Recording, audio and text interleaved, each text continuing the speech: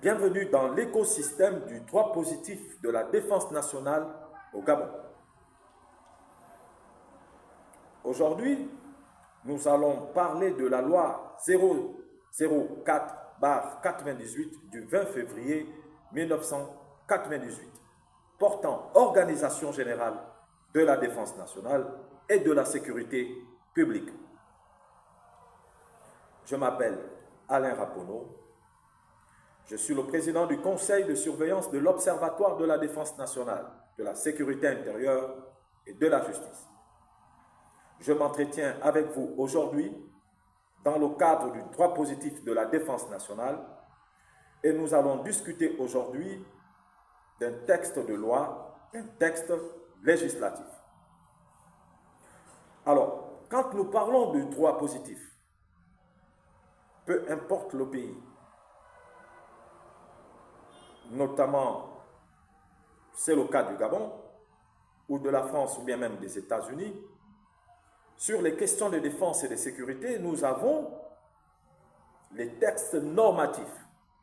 Ces textes normatifs sont issus des décrets, donc des textes réglementaires, ou alors issus des lois, donc des textes législatifs. Aujourd'hui, nous allons étudier le seul texte législatif existant à l'heure actuelle et qui traite des questions de défense et de sécurité.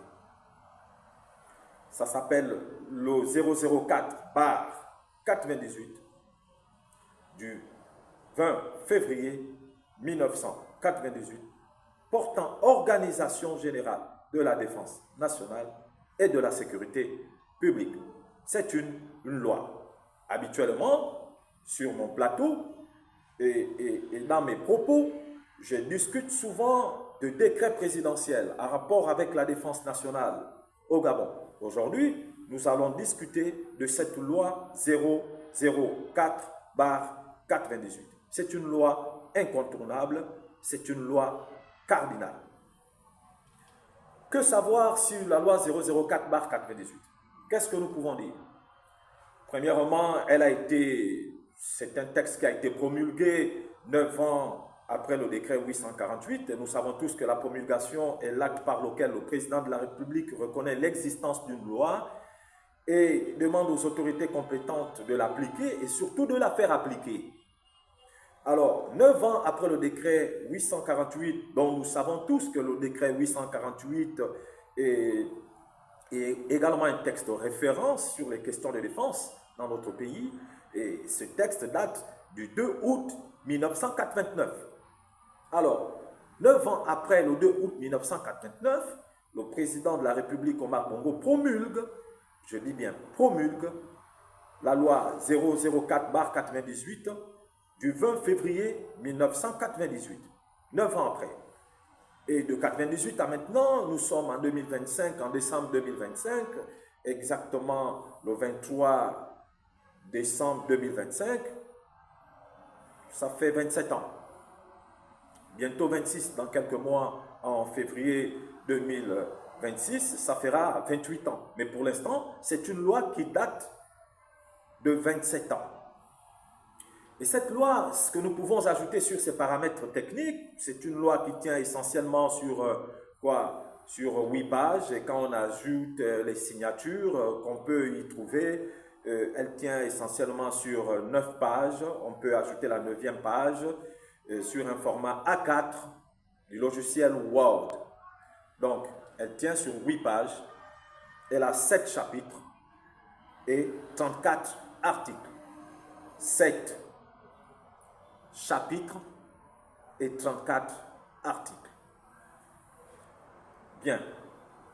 Je peux ajouter le fait qu'elle a quand même été signée par de très hautes autorités. On peut entendre ici, on peut citer les noms du Premier ministre Paulin Bamguema, on peut citer les noms de Boumou Miyakou, on peut citer les noms de Édouard Andy Chambrier, on peut citer les noms de Marcel Dupambi Matoka, et on peut citer les noms de qui encore à cette époque, on peut éventuellement, je ne sais pas, Dupambi, Chambrier, Boumou Boumiakou, Omar Bongo, Obamgema, Paulin Obamgema.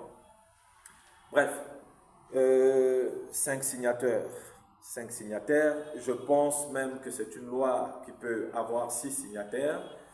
Maintenant, il n'est pas exclu que parfois certains détails nous échappent. Le cerveau est vieillissant parfois à certains moments, parfois défaillant, hein, on va dire ça comme ça. Bref, revenons aux choses sérieuses. Cette loi est une loi cardinale. 004/98 du 20 février 1998. C'est un texte incontournable dans l'organisation de la défense nationale au Gabon et de la sécurité publique. Cette loi, constituée de 7 chapitres, quand on doit commencer à la parcourir, vous constatez qu'elle est prise en application de l'article 47 de la Constitution du 26 mars 1991. Et cette Constitution du 26 mars 1991, c'est celle que la dernière Constitution, celle de la 5e République, vient de remplacer. On peut donc dire qu'elle est prise en application de l'article 47 de la Constitution de la 4e République, donc celle du 26 mars 1991. Alors, qu'est-ce que nous pouvons ajouter sur cette loi?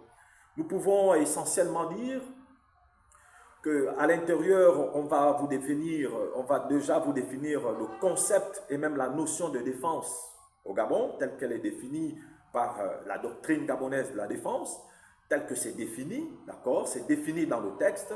C'est quoi la défense nationale et cela consiste à quoi? Il y a une définition dans ce texte de loi. Et à l'intérieur de ce texte de loi, qu'est-ce que nous pouvons également trouver? Nous trouvons le fait que ici, on essaie de rappeler les dispositions constitutionnelles qui placent le président de la République, chef de l'État, chef suprême des armées, dans un fauteuil de décision et du coup, il est la personne indiquée pour prendre les décisions dans le domaine régalien consistant notamment à organiser, à mettre en place une véritable politique de défense et de sécurité publique. Donc, je disais, un rappel des engagements régaliens du chef de l'État et des dispositions constitutionnelles. C'est ce qu'on peut retrouver et c'est ce qu'on retrouve dans ce texte. Alors, on retrouve aussi également le fait que dans ce texte-là, on nous parle de l'organisation de la défense nationale et de la sécurité publique, l'organisation générale de la défense nationale et de la sécurité publique au niveau du président de la République. Alors, on essaie ici d'énoncer les engagements, les prérogatives du chef de l'État et la conception avec laquelle il devrait diriger les questions organisationnelles et les questions générales de la défense nationale et de la sécurité publique. C'est un rappel qui est fait parce que les textes constitutionnels existent déjà, les dispositions constitutionnelles existent déjà, et le texte ici de loi s'appuie sur les dispositions constitutionnelles et essaie de clarifier certains détails, purement et simplement.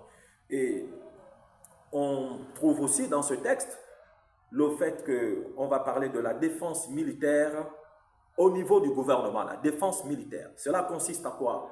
Ici, quand on regarde bien la défense militaire au niveau du gouvernement, vous allez découvrir le fait qu'il y a des corps d'armée de différentes catégories, d'accord? Les différents corps d'armée plutôt. On parle des corps d'armée de la première catégorie et des corps d'armée de la deuxième catégorie. En quoi consistent les corps d'armée de la première catégorie? Je prends un exemple, la gendarmerie, c'est un corps d'armée de la première catégorie, parce que c'est un corps d'armée qui contribue, d'accord, au maintien, on va dire quoi, au maintien de l'ordre public sans avoir besoin d'une réquisition, d'accord.